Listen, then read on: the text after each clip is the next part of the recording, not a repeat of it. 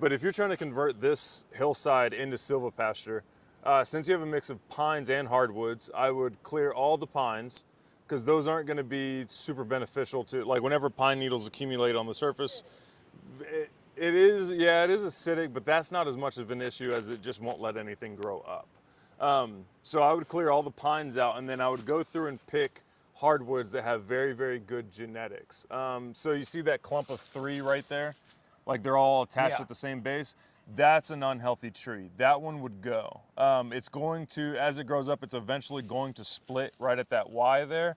And then that little cup that it's creating with that third one off to the side, it's just gonna start decomposing there. You're gonna have a weak root ball there. So that one's gonna go. So I would walk up to, let's say, hypothetically, this tree right here is the one I want to keep. It has the best genetics, has good tree form, doesn't have any branches that are greater than 30% of the tree.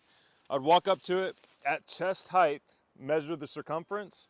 And so let's say this thing is 10 inches in circumference, right? Right. I'm gonna convert that to feet. That doesn't mean like 0.9 feet or anything. It means if it's 10 inches in circumference, I'm gonna clear everything within a 10-foot radius of this. So the inches directly transfer over to feet. So 24 inches isn't gonna be 2 feet, it's gonna be 24 feet from the center of this tree. Some people divide that in half. I've never seen a circumstance where that's required other than like a very heavily forested desert area with intense sun and high altitude. Okay. That's pretty rare. So yeah, here, given your guys' location, say this is 10 inches in circumference. I'm gonna clear everything within it that's 10 feet around. And then as everything grows up, you're gonna have to make adjustments. Because let's say I clear everything that's 10 feet around, but this one grows up and let's say, that tree right there is growing up, and as they get bigger, they start shading out the soil again. Then I'm gonna make the decision between this tree or that tree, Right. and see which one has better tree form, and then cut down the one that doesn't have good tree form. But if you follow, you're gonna use your goats or your sheep or whatever to get you access to this point. So they're gonna come in, they're gonna eat, they're gonna get you access to it, and then you come in and you clear all the bad trees out and you leave the really, really good trees, which is also how you just produce healthy forests. Like there's a saying Joel Salatin has, it's like we need less trees and more forests. If you're like a Native American and you don't have chainsaws and you got a stone axe, what kind of trees are you clearing? The small ones. I Right. ain't cutting down no big, big tree or anything like that. I mean, it's granted, it's not super steep here, but if you go through and clear cut all these trees, the roots are gonna start decomposing, and now you have an unstable hillside, and all it takes is another helene.